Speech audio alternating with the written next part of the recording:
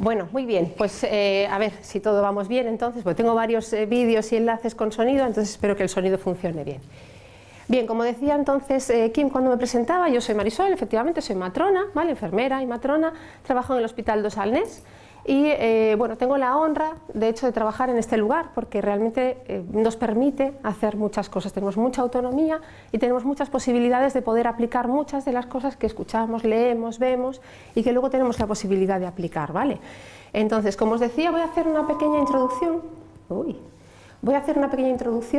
sobre el tema de la humanización porque quiero que primero, está haciendo un sonido raro, el sonido hoy no nos quiere acompañar.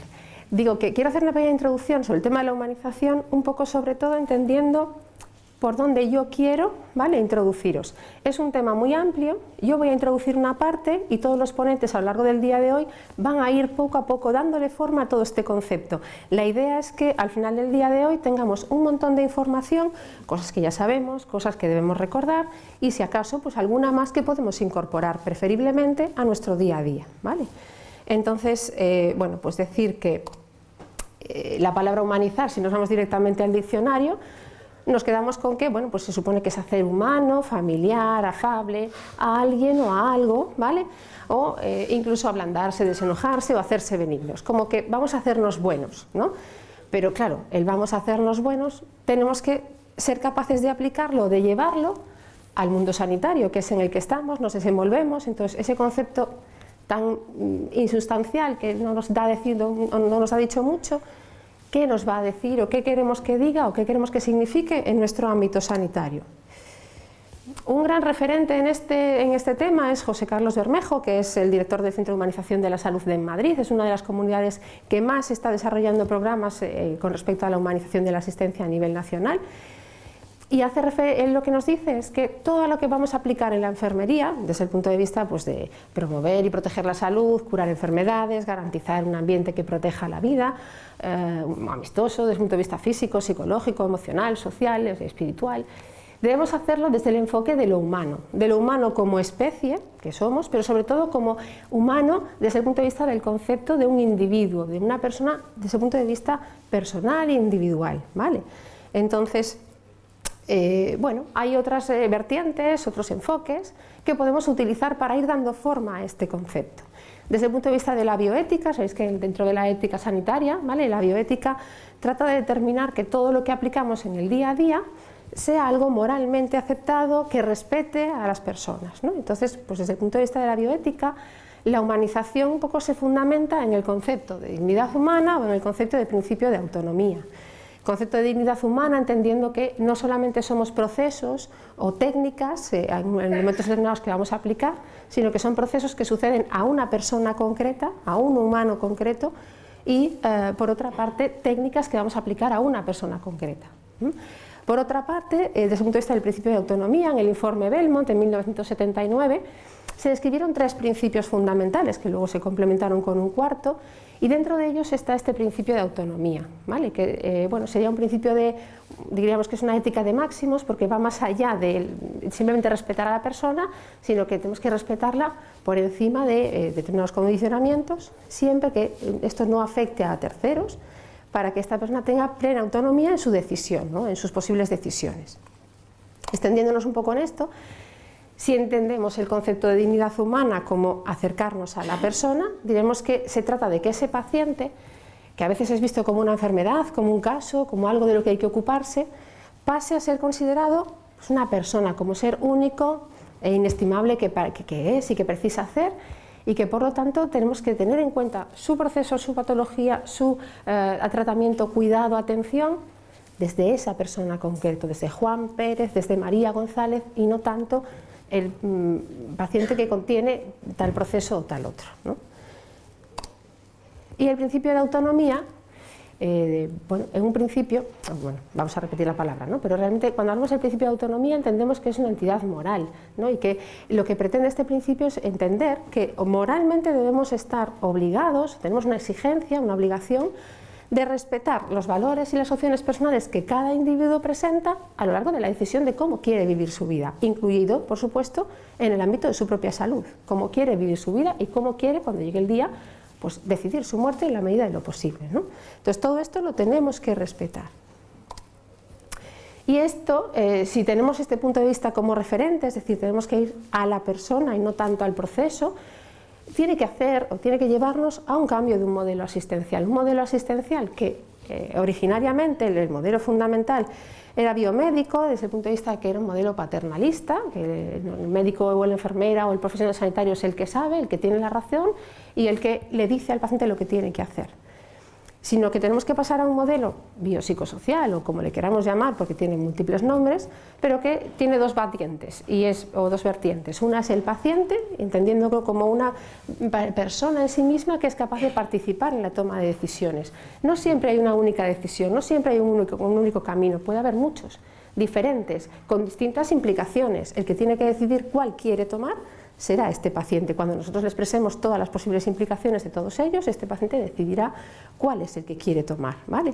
Y luego, por otra parte, desde el punto de vista profesional, ¿qué vamos a hacer entonces nosotros? Pues desde el dirigir que hacíamos en el método anterior, nos vamos a dedicar a acompañar, nos vamos a dedicar a comunicar, a ser capaces de darle toda la información al paciente para que la pueda utilizar y la pueda entender y respetar, por supuesto, las decisiones que va a tomar. Mucho más que dirigir, vamos a estar al lado, ¿vale? Esto que es un principio moral, como decíamos, desde ese momento, desde ese informe Belmont, fue recogido posteriormente en una ley, ¿vale? Entonces ya no es algo moral, sino que además tenemos un apoyo legal que dice que esto no solamente es algo moralmente exigible, sino que también es algo legalmente exigible. La Ley 41/2002 de autonomía del paciente, bueno, pues básicamente es una ley que da mucha información, que recoge todo lo que tiene que ver con la autonomía de los pacientes a la hora de decidir, a la hora de poder tomar partido en los distintos enfoques, en los tratamientos, en los cuidados. Y claro, parte de una base fundamental, y es que para que haya una toma de decisiones compartida, que el paciente efectivamente pueda tomar decisiones, necesita una serie de requisitos. No es tan sencillo como que llegue el paciente y me diga lo que quiera. Me puede decir lo que quiera, pero siempre con unos requisitos que vayan a asegurar la mejor atención de esta persona. Requisitos como son fundamentalmente la información. Para que un paciente pueda tomar decisiones tiene que entender sobre qué va a tomar esas decisiones. Y ahí está nuestra labor, en poder informar de forma... La ley dice que esa información tiene que ser completa, sobre todas las repercusiones de aplicar o no aplicar determinados procedimientos, utilizar o no utilizar determinados tratamientos. Y después, a partir de ahí, debe ser oportuna, en cuanto a momento y a forma, comprensible, que a veces es lo más difícil, ¿no? Que lo que nosotros entendemos, a veces subestimamos, suponemos o presuponemos entendimientos que no siempre son así. Tenemos que ser capaces de saber si realmente eso que yo quiero transmitir es cierto que el paciente lo está entendiendo y lo estoy transmitiendo, porque si no es comprensible para él, está igual que antes, ¿no? Y luego disponiendo preferiblemente de un formato adecuado. Hacia ahí vamos a ir, ¿vale? Yo voy a hablaros de un formato que podemos utilizar. Nos habla de que deberíamos, una vez expresada toda esta información, incorporar las preferencias de estos pacientes. Si incorporamos sus preferencias, les hacemos partícipes y en el momento que les hacemos partícipes, se sienten parte del proceso, se sienten parte de lo que vamos a hacer y por lo tanto van a sentirse mucho más confiados normalmente, ¿vale? También dice que es preciso el consenso para poder hacer una toma de decisión conjunta. La toma de decisión conjunta no es algo a lo que debemos tener miedo, sino todo lo contrario, nos ayuda muchísimo en el día a día porque va a conseguir una corresponsabilidad con esta persona. Si yo me siento parte responsable de la decisión que se ha tomado, voy a ser también parte responsable de los resultados que vamos a obtener, sean los que esperábamos en un principio o no. Y luego, lo que nos dice también esta ley es que para que todo esto se haga de una forma correcta, debe elaborarse un plan de acción. Esto incorpora muchísimas opiniones, decisiones, intereses, expresar necesidades de un determinado paciente y esto tenemos que ser capaces de gestionarlo y organizarlo de una manera eficaz. Y eso significa que necesitamos un plan de acción que nos permita precisamente eso, de una forma sistemática y establecida, poder recoger todas esas opiniones del paciente y poder llevarlas a nuestro día a día.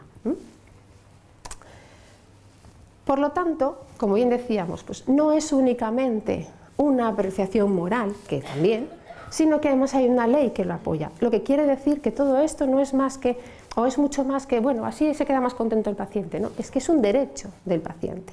Y tenemos que tener por encima de todo esto muy claro. Se trata de que tenemos que respetar sus derechos y acompañarle, hacer que esos derechos que el paciente en un momento determinado puede hacer exigir, formen parte de nuestro día a día y vayan corriendo a nuestro favor, ¿vale? No en nuestra contra. Entonces, bueno, eso, un pequeño resumen de esto que he dicho, ya me meto en mi materia, ¿vale?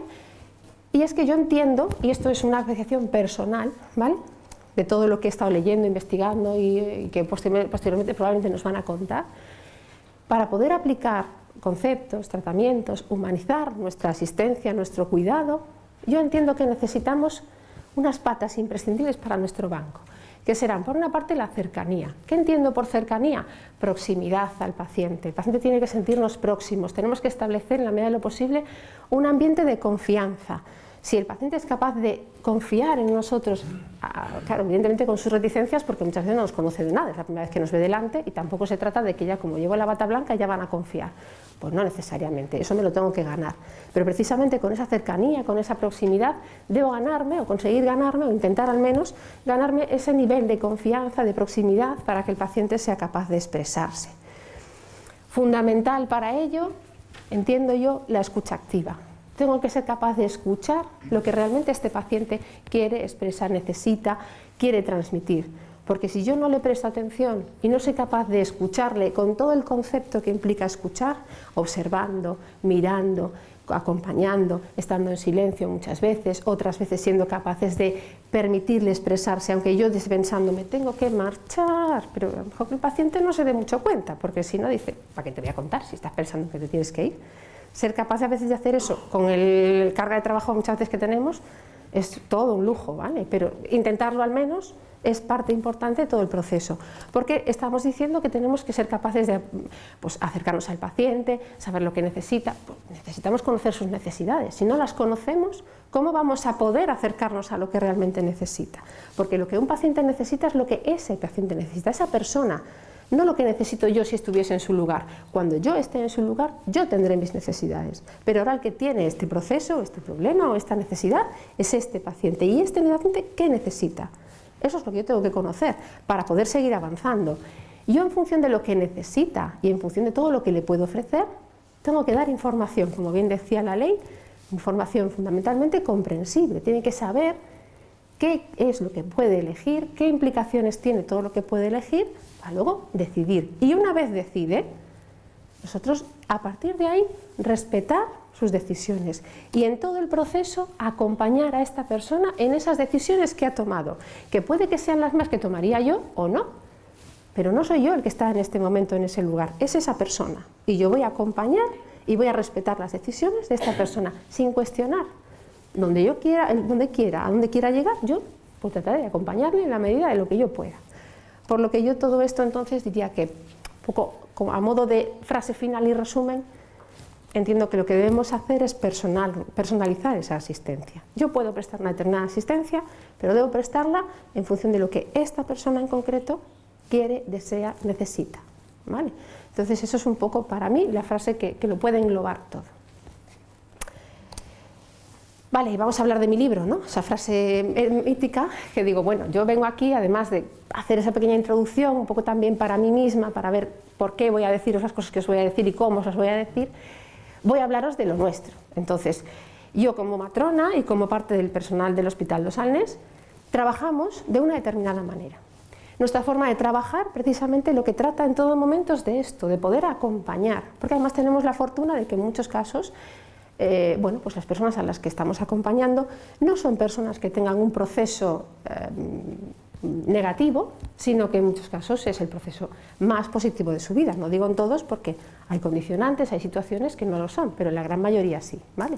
Entonces es realmente un lujo en este caso, yo lo veo así también, ¿no? Entonces, bien, vamos a hacer un poquito de historia para contextualizar. Pasó que durante un tiempo los partos eran en casa en unas condiciones bastante inseguras. Y entonces, bueno, pues llegó el momento en el que se decidió que era mucho más seguro para mujeres, para bebés, y por supuesto eso ha sido así, que la asistencia al nacimiento y al parto se pasase al hospital. Aunque son personas sanas, que no tienen un procedimiento lesivo o patológico, bueno, están sujetos a un determinado momento de riesgo, situaciones que hay que a veces supervisar y en algunos casos intervenir. En pocos y todo va bien, pero a veces tenemos que intervenir. Y entonces entendió que era más seguro que ese nacimiento pasase al ámbito hospitalario.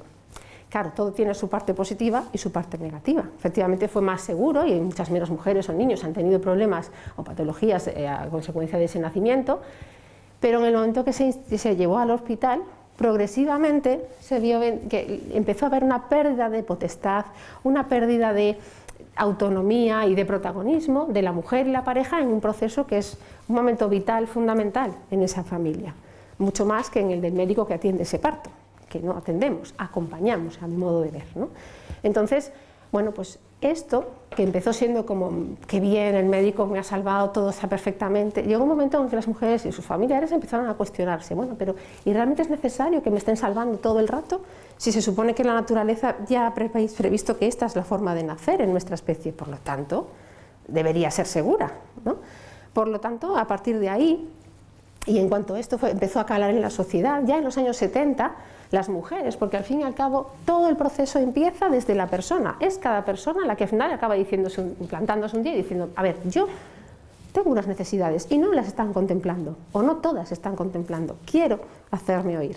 Y entonces esas mujeres empiezan un movimiento en la que empiezan a organizarse para reivindicar, por una parte, sus derechos, derechos que implican que son copartícipes al menos de su parto, si no protagonistas, al menos copartícipes de su parto, del momento del nacimiento de su bebé.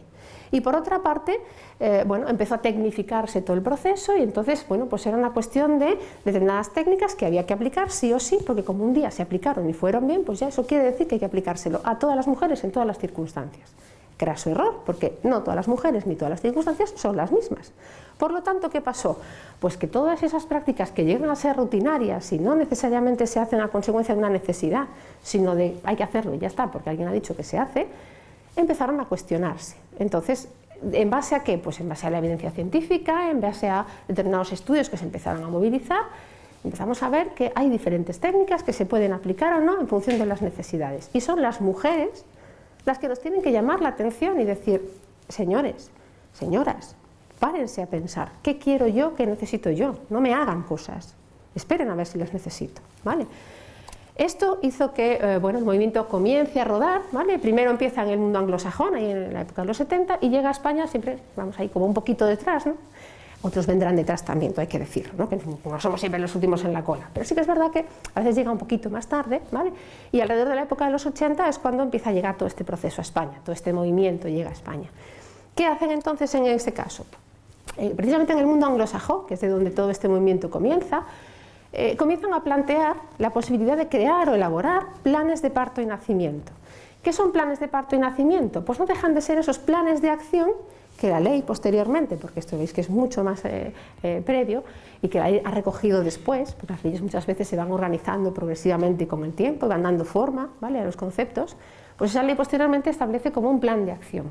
Vamos a organizar, sistematizar, dejar claro de una manera concreta cómo podemos expresar nuestras necesidades, cómo podemos elegir entre unas prácticas u otras y tratar de, en este caso, como decíamos, cuestionar esas prácticas rutinarias que no son necesarias siempre para todo el mundo. De inicio, esos documentos se crean, por lo tanto, a tal fin, por la propia pareja. Entonces se deja toda la responsabilidad en la pareja para que se informe, investigue, cree su propio plan de parto, dé su opinión y esa opinión la presente, a veces con un poco de suerte, llegando a consensuar estos conceptos con los profesionales y otras veces, bueno, pues sabemos que los profesionales a veces nos cuesta cambiar, nos cuesta, permitidme la expresión, cuestionarnos nuestros procedimientos, porque a veces los damos como válidos una vez y ya son válidos para siempre. Y entonces, pues al principio realmente esto se empezó a ver como algo positivo por algunos, pero como un punto de conflicto por otros, ¿no? Con todo seguimos, porque somos muy insistentes las personas, sobre todo cuando tenemos claro que tenemos la razón. Y entonces somos muy insistentes. Y esto que empieza en un movimiento de personas, en un movimiento de mujeres, familias, que empiezan a expresar todo esto, acaba siendo recogido a nivel institucional. La primera institución que fue sensible a todo este tema es la OMS, la Organización Mundial de la Salud. Y en sus 10 principios de cuidado perinatal, ya en el 2001, establece que si tenemos un parto, un embarazo normal, la normalidad quiere decir que estamos siguiendo la biología humana y por lo tanto estamos preparados para nacer en esta eterna forma o manera, sin fundamentalmente grandes riesgos ni necesidades, Pues el deber es de respetar y tener en cuenta la toma de decisión de las mujeres, que esa atención sea integral, que se tengan en cuenta sus necesidades intelectuales, emocionales, sociales, culturales, y no solamente de las mujeres, porque aquí una parte también fundamental de la humanización, que ha dejado más en el aire, pero que también es importante tener en cuenta, es que cada persona vive en su mundo, en su entorno y con su familia, con sus personas cercanas, y son sus principales referentes, y hay que incluirlos en la toma de decisiones también, porque van a acompañar al paciente y le van a ayudar a tomar una decisión. Entonces, ahí estaba incluyendo opiniones y necesidades de mujeres, de sus niños, de sus familias, y no solamente el cuidado biológico. Y entonces, una vez que la institución empieza a tomárselo en serio, empezamos a rodar a nivel institucional. ¿Qué nos lleva a esto? Pues nos lleva a que en el año 2007 el Ministerio de Sanidad y Consumo a nivel nacional, bueno, pues crea y posteriormente publica su estrategia de atención al parto normal.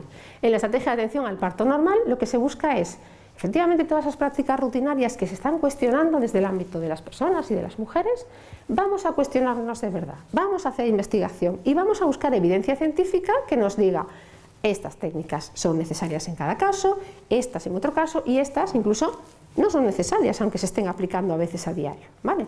Entonces, este documento hace además algo fundamental. El Ministerio hace algo muy importante, y es que además de elaborar el documento, busca centros a nivel nacional donde esas indicaciones, recomendaciones que se tienen en cuenta en esa estrategia se empiecen a llevar a cabo, lleguen a las personas, porque a veces los documentos están ahí colgados, pero si no llegan, pues de poco nos sirven, ¿vale? Entonces, en nuestro caso, el Hospital del Salnés, en el ámbito de Galicia, en nuestra comunidad autónoma, es elegido entonces en ese 2007 por el Ministerio de Sanidad como un centro de referencia en la atención al parto de baja intervención. ¿Por qué? Pues porque somos un hospital comarcal y que, como tal, nosotros atendemos partos de bajo riesgo. Los partos de alto riesgo, los que tienen posibilidades de tener más o menos patología, se van a remitir al centro de referencia, en este caso a Pontevedra, ¿vale? Entonces, se presupone que la mayor parte de nuestra población van a ser, lo que decíamos antes, embarazos y partos normales. Entonces, tenemos en ese sentido la posibilidad de poder aplicar todos estos cuidados a prácticamente todas nuestras pacientes, ¿vale? Entonces, por eso nos han elegido. Bueno, por eso y porque nos lo hemos merecido, claro, por supuesto, no hay currado, porque hemos tenido que elaborar mucho trabajo para poder conseguirlo, ¿vale? Porque no es solo decir, venga, va, pues ahora empezáis a hacerlo vosotros. Es que resulta que tenemos que empezar a hacer cosas que nunca jamás habíamos hecho. Empezando por escuchar a la familia, saber qué quieren, pasando porque algunas puedan querer estar metidas en una bañera durante el proceso y acaso parir en el agua, que era como, guau, eso lo dicen en la tele, pero tenemos que acompañar a una mujer que quiere parir en el agua. Socorro. Para nosotras fue un socorro, porque yo esto cómo lo hago. Y luego, o parir de pie, o sentadas, o simplemente pues con su epidural quietas, paradas, pero cada uno a su manera. Entonces teníamos que abrir totalmente el abanico de atención que nosotros prestábamos hasta ese momento. Nos informamos mucho, nos investigamos un montón, el centro, la consellería nos ayudó a hacer diferentes pasos por otros lugares donde ya se hacía, para también ir cogiendo, ¿no?, la esencia de la experiencia. Y creamos nuestra vía clínica de atención al parto y nacimiento. No vamos a hablar de todo lo que hemos hecho, de todos los cambios, sino que lo vamos a centrar en lo que yo quiero deciros, que es el plan de parto. Entonces, en esa vía clínica nosotros creamos y propusimos un modelo de plan de parto, porque decíamos que hasta ahora lo que hacía era cada pareja, su mujer, su pareja, buscaba información y entonces nos planteaba un documento y nos decía, yo quiero esto y esto no lo quiero y esto me gusta de esta manera, que es de lo que se trata. Y entonces lo que decimos es, bueno, pues vamos a hacer un modelo que las que así lo deseen, por supuesto, que no se eximente ni mucho menos de que alguna mujer pues, o alguna pareja venga y nos traiga su propio documento, pues estupendo, pero es un poco una manera de llevarlo a las personas, no solo a las que lo deseaban, sino a las que no sabían que lo deseaban porque no sabían que existía. Entonces lo que hicimos fue crear un modelo para que todas las personas pudieran entender que esto existe, que hay cosas que pueden elegir, que hay otras de las que se pueden informar, y luego cada una, en función de su interés por tomar esa responsabilidad, pues utilizará a su manera, ¿vale?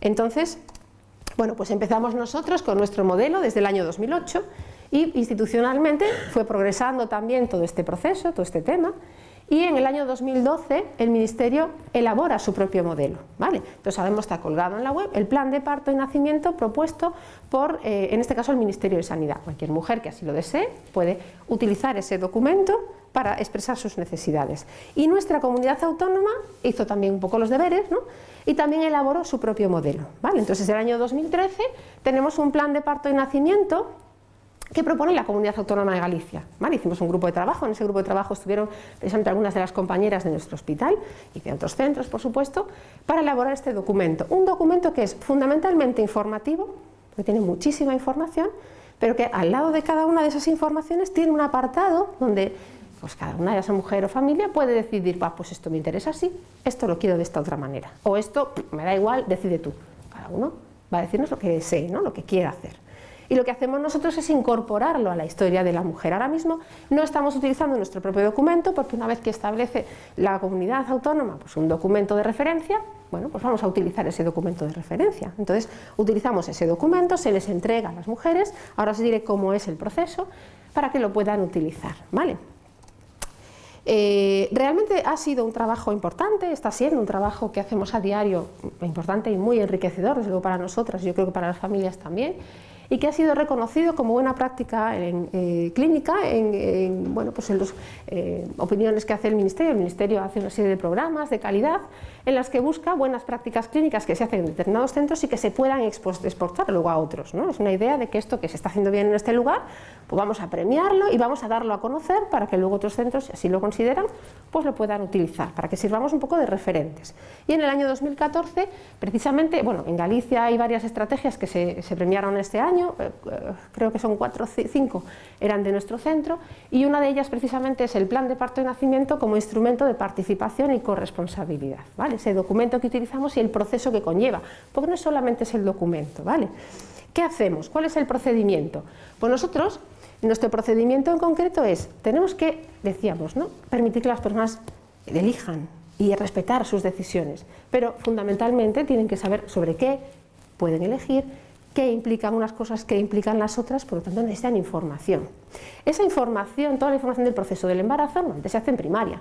Hay unas matronas en primaria que hacen su trabajo y su labor de acompañamiento a la mujer y hacen sus labores de información. Nosotros lo que hacemos es, dentro del ámbito hospitalario, las matronas hospitalarias, una charla grupal, ahí pueden venir mujeres, siempre se les recomienda que vengan con la persona que van a querer que les acompañe en su parto, para que puedan vivirlo desde el primer momento conjuntamente. Y entonces en las 30 semanas de gestación, en esa charla grupal, damos toda esa información que luego se van a llevar en su documento para que luego la puedan releer en su casa, porque claro, es una batería de información tremenda, que alguna ya les suena, otra no, y que pueden en un momento determinado necesitar releer, ¿no? Y entonces se llevan el documento para casa para que lo puedan releer y poder buscar cosas si algo no han entendido.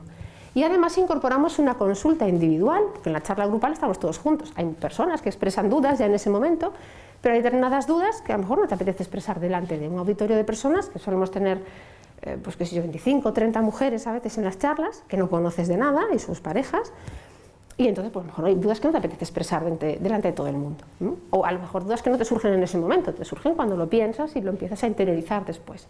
Entonces hacemos una consulta individual en la semana 36 y esa consulta ya es individual, mujer con su pareja o persona que le va a acompañar en el parto, o personas a veces, y la matrona que esté en ese momento. Ahí lo que hacemos es una resolución de dudas, también hacemos una evaluación de la historia clínica para saber si hay algún condicionante en concreto que tengamos que tener en cuenta y transmitírselo en ese caso a esta mujer, o a esta familia, y ahí si lo desean van a entregar su plan de parto. Entonces ese plan de parto nosotros lo incorporamos a la historia y a partir de ahí tenemos ese referente para saber cómo esta persona desea que la acompañemos. Vale, ¿y esto cómo va? ¿Cómo caló en la gente? ¿Se hace, no se hace? Tenemos una estadística, ¿vale?, desde que se empezó a hacer, desde el año 2008, que decíamos que es cuando se empezó. Cuando se empezó, entre que no estábamos rodando, porque todo hay que rodarlo, ¿no? Que no, muchas veces las mujeres no entendían la necesidad de ese documento, porque al no conocerlo previamente, pues era como, ¿y esto para qué hace falta? ¿Esto para qué me lo dan? Un poco esa desconfianza, no sé si gallega o de todos, pero hay una cosa de, ¿y esto para qué me lo dan? Y si yo digo esto, después ¿eso qué va a significar? ¿No? Y hay un poquito de recelo al principio en entregarlo, si venían a la charla, si escuchaban, pero ya lo de entregar era, uy, eso por escrito, no, ya te diré. Y al final, pues eso, como el 39% no se entregaban, menos de la mitad. Pero eso también, una parte fundamental también es el trabajo de primaria. Todo esto lo transmitimos a primaria, tuvimos reuniones con primaria, las matronas de primaria sabían lo que hacíamos para luego también poder ellas resolver dudas o ayudar a las mamás a tomar decisiones, ¿no? Y ya vemos que progresivamente ha ido aumentando. tenemos unas tasas de entrega del plan de parto tremendas, o sea, es que prácticamente todas las mujeres en los últimos 4 años estamos por encima del 85% de entrega de plan de parto, cuando la OMS establece pues, como un indicador adecuado entre un 60 y un 70%. Nosotros estamos en un 85 y bueno, casi en el 90 en los últimos años, o pasándolo. Es decir, que realmente sí llegó a la población, sí lo han entendido y sí lo utilizan todas, o muchas, o casi todas, ¿no? Unas lo utilizan diciendo, efectivamente, me encanta, yo quiero reivindicar y quiero esto, esto y esto y esto, y otras dicen, yo confío en vosotros, lo que vosotros digáis, pero me encanta poder decirte que quiero esto y esto no me apetece. Entonces cada uno, a su modo, lo utiliza, ¿vale? Quiero transmitiros un poquito, para tener una idea, ¿no? ¿Y esto qué? ¿Qué eligen las mujeres? ¿O qué les dejamos que elijan? ¿O qué pueden elegir? Les dejamos que elijan todo lo que quieran. Pueden elegir lo que quieran. Habrá cosas que podamos acompañar, habrá cosas que diremos, pues en el ámbito hospitalario, que no deja de ser institucional, pues hay algunos condicionantes que tenemos que tener en cuenta. Y si no se cumple en esta manera lo que tú deseas, pues a lo mejor tienes que parir en tu casa y ahí haces tú lo que quieras, porque tú eres el rey o reina de tu casa, ¿no? Y entonces algunas mamás efectivamente deciden irse a parir a su casa, porque ahora ya no es parir en su casa en los años 60, es parir en su casa con una determinada seguridad también, ¿no? Pero todavía estamos ahí en ese trabajo a nivel español de parto en casa. Entonces, ¿qué eligen o qué pueden elegir estas mujeres? Pues mira, básicamente lo que pueden elegir estas mujeres sería, pues, ¿quién quiere que les acompañe? Que la gran mayoría de los casos es la pareja. Hay algunas que no, pues porque la pareja no les parece el más adecuado, o a la propia pareja dice, esto me sobrepasa un poco, mejor que vaya tu hermana. Vale, pues puede ir su hermana, su amiga, quien quiera. Hay mujeres que de hecho necesitan, además de su pareja, una doula. No hay ningún problema si quieren traerse también una doula. ¿Qué es una doula? Pues una mujer que está preformada, digo mujer porque la gran mayoría de las doulas, al menos todas las que yo conozco, son mujeres, ¿no? No necesariamente mujeres que hayan tenido hijos, aunque sí que la mayoría efectivamente son mujeres que han tenido hijos, pero que se encargan un poco del soporte emocional de esa mujer. Y a lo mejor, pues mi pareja, yo quiero que esté porque quiero vivir el momento con él, porque quiero que me acompañe, pero emocionalmente es un churro, o sea, no me acompaña como yo necesito. Entonces, bueno, pues tienen allá una doula que puede hacer esa labor. La podemos hacer nosotras, la hacemos muchas veces nosotras, pero yo la conozco ese día y ella a mí también, ¿no? Entonces esa doula que ha estado con ella todo el tiempo, durante toda la gestación, pues puede tener un nivel de confianza y proximidad y cercanía que decíamos, pues mayor de la que puedo en un momento determinado ofrecerles yo. Detalles, pues graduar la intensidad de la luz, que parece una tontería, pero para el proceso de un parto fisiológico es muy importante, el 68% lo desean, escuchar su propia música, traer sus propios objetos, que no deja de ser hacer tuyo este lugar y este momento, ¿vale? La vestimenta, pues bueno, muchas utilizan la vestimenta del hospital, porque bueno, no me preocupo si se mancha, si se estropea, si la quito, si lo que sea, pues lo utilizan muchas veces. Fundamental, la mayor parte de mujeres desean beber durante la dilatación, algunas incluso comer, pero bueno, sí que es verdad que en el proceso de parto pocas veces hay un hambre atroz, ¿no? Pero sí que apetece mucho beber y la mayoría desean poder elegir beber. Si luego no quiero, porque me sienta mal, porque vomito, porque lo que sea, pues no beberé, pero quiero elegir beber. Con respecto a la movilidad también, ¿vale? El poder caminar, moverse, adoptar diferentes posturas durante la dilatación, que es algo que desean y que es algo que además nosotros sabemos que es positivo. Por lo tanto, pues mira, todos contentos. También con respecto al alivio del dolor, es importante tener en cuenta que el parto en muchos casos se asocia con dolor. Es así. Cada uno vivencia el dolor, lo expresa de una manera diferente, pero sabemos que el dolor en el parto no es algo negativo, no es un dolor porque me duele la muela porque tengo un problema, sino que el parto puede doler e incluso aumentar la intensidad de dolor según el parto avanza y avanza correctamente. Entonces es un dolor que realmente tiene un sentido y fisiológicamente tiene una necesidad. Liberamos muchísimas más endorfinas si tenemos dolor, porque nuestro cuerpo las va a crear para poder ser capaces de convivir con ese dolor, de poder soportarlo. Entonces, entendiendo esto, las mujeres deciden qué quieren hacer. ¿Cómo quieres que te acompañe? ¿Quieres que te acompañe ayudándote con distintos métodos para aliviarlo? Porque tampoco se trata de decir, ala, venga, ya, pues que me duela. Hombre, no, si me puedo sentir mejor y que me duela menos, mejor, ¿no? Entonces, bueno, pues les ofrecemos, ¿vale?, distintos métodos no farmacológicos, pero sí que le pueden ayudar a sentirse mejor. Cambiar de postura, utilizar una pelota, utilizar la ducha, el agua caliente, una bolsa de semillas, el rombo de Michaelis, diferentes técnicas que según la necesidad de cada mujer podemos ofrecerle. La que así lo desea, pues los utiliza. Bien es cierto que muchas empiezan con estos métodos y a veces es suficiente para conseguir el parto y otras dicen, no, pues me ha ido muy bien, pero es que este parto se está haciendo muy peliagudo, se está haciendo muy duro y yo quiero utilizar también métodos farmacológicos. Pues vale, no hay ningún problema.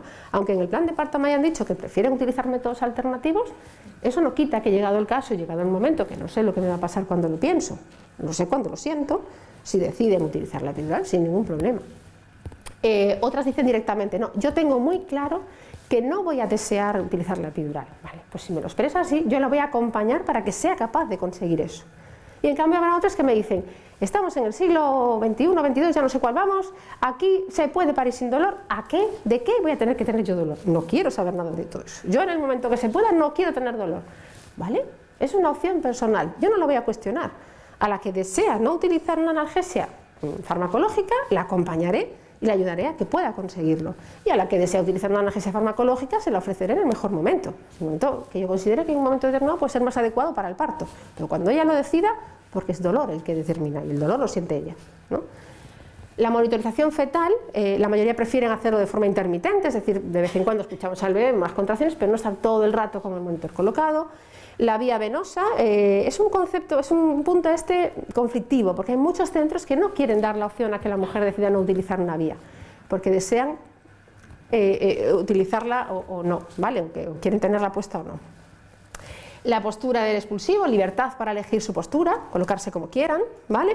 Los pujos dirigidos, es decir, que yo esté allí diciéndole, venga, va, empuja ahora, o que lo puedan hacer libremente, que eso, una vez que no tienes una analgesia farmacológica, tu cuerpo ya te va a indicar, o sea, no hace falta que yo esté allí diciendo, venga, dale, es que tú ya vas a estar haciéndolo, ¿no? Pero a veces necesitan que estemos a su lado, aunque ella lo decida, no, tú quédate aquí, bueno, pues allí nos quedamos. El contacto piel con piel, que la mayor parte de las mujeres desean que ese contacto inicial sea con la mamá. Algunas dicen, no voy a estar muy cansada, mejor con el padre. Vale, pero veis que el 99% desean tener el contacto piel con su bebé al nacimiento. Un pinzamiento tardío de cordón, el 75% de las mujeres lo eligen, después de que les hemos informado en qué consiste una otra opción, qué implica una otra opción. El padre suele tener interés por cortar el cordón. A veces el padre, a veces la madre, que, ven, córtalo tú, que puedes. Y entonces el padre, bueno, venga, ponlo ahí. A ver, siempre les dejamos claro que no es algo trascendente para la vida de su madre, mujer, hijo. Es decir, si es un detalle que te apetece, pues estupendo. Y si no, pues lo cortamos nosotros y ya está, ¿no? Pero tener la opción, poder hacerlo. La donación de sangre de cordón, que es un 50%, sería mucho más, pero como el pinzamiento tardío muchas veces no lo permite, pues la mayoría dice, no, yo quiero el pinzamiento tardío, y luego si se puede donar bien, y si no, pues la sangre se queda con mi bebé. La alimentación, tipo de alimentación que desean, los cuidados iniciales que se aplican al recién nacido, si aplicarlos o no, utilizando qué método, ¿vale? Y todo esto pues, nos va a llevar a que tomen una decisión. Quiero que veáis esto. Esto que os estoy contando es el punto de vista de los profesionales, de nosotros, de los que decidimos cómo tenemos que decirles al señor que quiere elegir o qué cosas pueden elegir. ¿Qué piensan ellas de que nosotros les demos esa opción de elegir? Porque es la otra parte, ¿no? Entonces, y si le preguntamos a ellas, ¿qué opinan? Y yo lo que hice fue precisamente preguntar. Pregunté a dos mamás que se prestaron, muy amablemente, una después de haber hecho una entrevista de plan de parto con ella, individual, y otra después de parir, ¿vale? Entonces Ana, después de la consulta de plan de parto, yo le pregunté, ¿y a ti qué te parece esto del plan de parto? Y a ver si se escucha. Me parece algo muy positivo porque, bueno, toda la información que nos dais, pues 3 minutos. Son la mayoría de cosas que no conocemos, entonces pues está bien pues, saber a lo que nos podemos enfrentar. En este caso era un segundo embarazo, ¿no? Entonces yo le pregunté, bueno, y siendo un segundo embarazo, ¿tú lo consideras útil? Porque es como que ya me lo sé todo, ¿no? Ya tuve uno, ¿no? Bueno, hace 10 años tuve un niño y entonces no se me dio la información que se me está dando ahora, ni me dan las posibilidades pues, de conocer las instalaciones, ni nada, entonces es algo muy positivo, porque bueno, pienso que estoy más preparada con toda la información que se me dio, a comparación de hace 10 años. Y entonces, con respecto a esa anterior experiencia, ¿qué destacaría ella que le puede aportar esta posibilidad? Ahora me siento más o sea, que yo estoy como haciendo las cosas, o sea, voy a tener parte a lo mejor que yo en principio quiero tener, no es llegar allí y no saber a lo que te enfrentas, ¿no? Pues, pienso que ya tuve una experiencia, pero bueno, ahora me siento quizá más preparada que antes, pero también parte por la información que se me dio, no por la experiencia que tuve. Y después Sandra, ¿vale? Que es una mamá que parió también en nuestro hospital, 14 horas después del nacimiento de Mateo, se brindó, que digo, gracias, por Dios, porque fue capaz de decirme cosas, ¿no? Y ¿qué me dijo? ¿Qué le pregunté? Pues yo hablé de un poco qué le aportó a ella el poder haber entregado un plan de parto, si le aportaba algo especial. Lo primero que me aporta es seguridad e inclusión en algo que va a ser sobre todo mío. Es un parto en el que los protagonistas somos un bebé y yo, y seguridad, sobre todo seguridad. Saber lo que puedo hacer, lo que no puedo hacer y preguntar. La opción de preguntar también, conocer a una persona o a alguien del equipo que te va a tratar, también es muy importante. Y luego saber que puedes preguntar y qué opciones tienes. ¿Y después del parto qué? Es decir, ¿te resultó útil? ¿Lo ves necesario? Útil e imprescindible, porque tú llegas a un sitio en que no llegas sin saber qué va a pasar. Llegas a un parto, pero ya sabes algo, ya estás incluida, ya eres parte de un equipo en el cual eres protagonista, como te decía antes, eres parte de algo. Tienes una información, una base y ya perteneces un poco a ese momento. Y por último le preguntaba si lo recomendaría, tanto a las personas que vayan a tener su parto como a los profesionales a la hora de utilizarlo. Sin ninguna duda, sobre todo con la tranquilidad que llegas en un momento de dolor, de estrés, de incertidumbre, tienes algo que está ahí. Tú hiciste algo, ya tienes un primer paso, ya dijiste algo. Me gustaría ser tratada así. No tienes que preocuparte por, uy, le voy a decir esto, uy, no. Y también si no se puede cumplir por tu parte o por la otra persona, si hay información, tampoco pasa nada. No sobra en ningún momento. Tanto lo puedes incluir, como puedes decir, pues, me quería sentar en la pelota, pero es que no me va bien. Y tampoco pasa nada. Pero ya vienes con la tranquilidad de que estás ahí. Y es importante.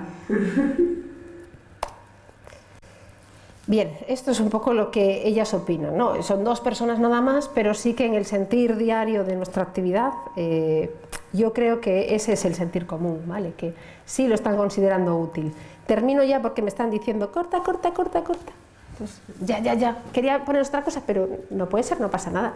Simplemente decir que en la situación actual, para los profesionales y las personas que tienen su parto en el Hospital Dos Salnés, nos parece, como bien decía en este caso Sandra, imprescindible. O sea, lo necesitamos. Y nosotros, según llega la mujer, directamente nos vamos a ver su plan de parto, a ver qué quieren, ya corto, a ver qué quieren y qué quieren que hagamos, ¿no? Y cómo quieren que las acompañemos. Hay otros lugares, en Vigo, Pontevedra, Santiago, que se está empezando a hacer cada uno a su modo, pero que todavía no lo han incorporado de una manera tan íntegra como nosotros. Hay reticencias a veces para emplearlo por los profesionales, algunos porque se sienten cuestionados. Es como, ¿me va a venir a decir una mamá cómo tengo yo que atenderla? Si sabré yo.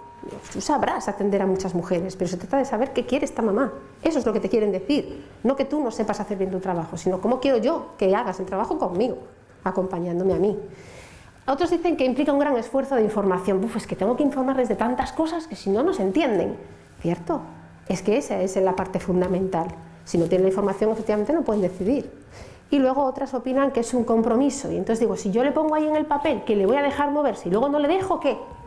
Pues un poco lo que dice Sandra. Pues si me lo explicas, ¿qué pasa? ¿Por qué ahora no puedo hacer esto? ¿O por qué sí? Pues tampoco pasa nada. Lo mismo que yo poder decir, pues ahora lo quería y ahora no quiero. ¿Vale?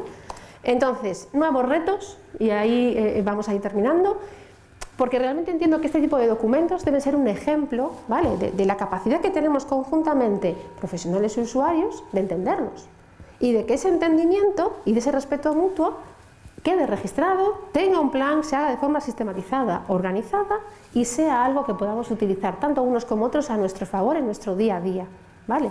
Por lo tanto, entiendo que es una referencia que se puede aplicar a otros niveles o a otras atenciones. Nosotros, por ejemplo, lo aplicamos en el protocolo del duelo.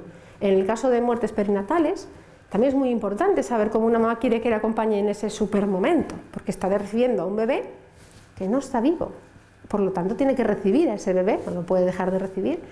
¿Cómo lo quieres hacer? Hacerla pensar en cómo quiere hacer ese recibimiento, porque muchas veces lo más fácil es no quiero pensar, pero luego pasa el momento y ya no puedes volver atrás. y dices, ¡ay, pues yo habría querido hacer esto! O cómo me habría gustado poder tener a mi bebé encima, o cómo me habría gustado tener una foto o un recuerdo. Pero como ya pasó, ya no lo puedo tener. Entonces, utilizando un plan de parto en estos casos, hacemos que ellas vean posibilidades, opciones, cosas que pueden hacer, que a lo mejor no se iban a cuestionar. Algunas directamente dicen, no me lo voy a cuestionar, no quiero, no puedo, perfecto. Y otras dicen, buf, pues es que si no me lo hubieras dicho, no lo habría pensado. Y ahora tengo el mechón de pelo de mi bebé, o la huellita, o una foto. O haberle recibido, tenerle encima, despedirle, como ser humano que es, y lógicamente, pues pasar mi duelo, ¿no? Que no es algo fácil.